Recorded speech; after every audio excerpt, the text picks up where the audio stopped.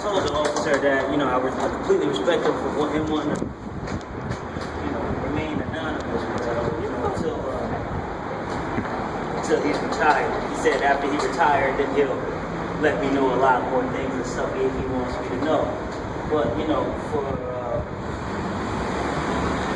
like I said, people they don't want to speak out about it, and that becomes an issue, and even people in the police force, as you could see earlier, they'll speak out about it, but he said he'd rather keep his mouth shut because the majority of his co-workers feel a certain way, so that singles him out. He said, the second he'll stand up, he said, he said he's not for black or white, blue or green or anything. He said he's about what's right and what's wrong, truth and lies. You get what I'm saying?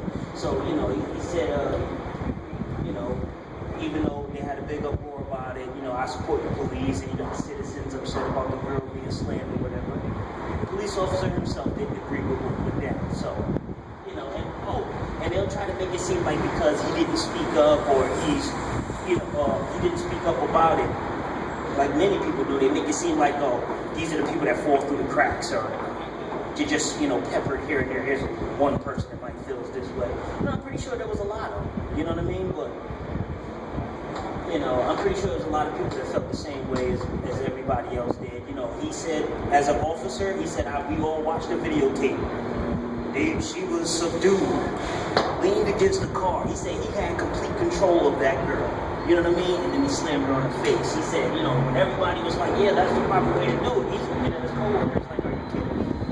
It was stupid. So, like I said, this will be an ongoing debate. And what was a good part, too, is when he started telling stories of before he became a police officer, how he was harassed and many times or whatever the case may be.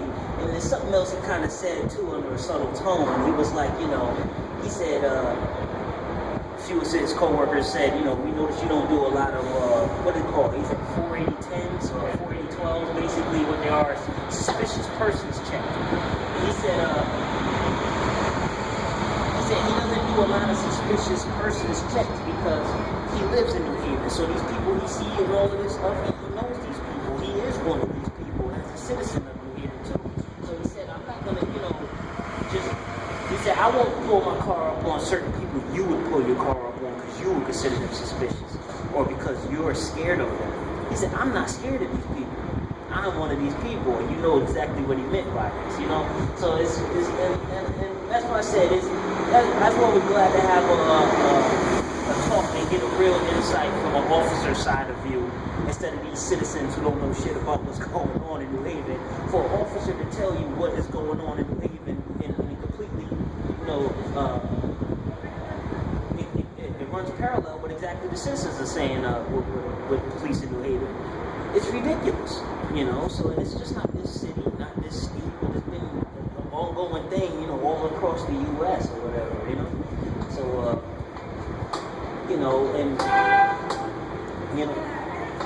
going through it. It's no worries. So I was just telling him, a few things that happened to me, letting me know that a lot of the similar situations. And he said, it all depends on what did he say, by area? How they police certain areas differently, than they police others. And, why would a police officer say that just to be saying it? You know what I mean? He's been on the force for years. I know him since I was working here. So what I'm really waiting for, which is a long time coming, is that 1 year interview. So he retires in 1 year, and he said he'll let me know everything he wants to know then. He said, because he, like many others, they're afraid to speak out on many things because of retaliation one form or next. And for him, it's his job, because so many of his co-workers, and who knows how high up it goes, agrees with the situation. He said it wasn't just him that disagreed. He said it was quite a few other officers. He said that because, they want to make it a certain type of world. Like when I talked to you about in the last interview, when I was telling you how they want a separation of class. And he also, he used the word buffering area between police and civilians. So, no matter what term you use, it's the same thing. They're creating this gap in between. And like I said, it's not the people that are crazy all the time. It's not the police officers that are crazy all the time. It's the unseen hand, the puppeteer. Nobody sees who's controlling the puppets. And that's what leaves us to fight against each other versus citizens or whatever the case may be. And he also said too, he's seen many peaceful protests and the police come up, intimidating them, clashing their shields and things like that. And I understand being a police officer is a dangerous job. You know, you got a bunch of random people. You never know who's going to do what. That's the same thing we're saying about police. You know, like the video I sent you yesterday about, you know, the guys, I don't know, were they KKK members or something, but they made a whole video going viral. Yeah, you know, we're coming to work tomorrow to shoot some niggers. Good thing I'm not a nigger. I still do that.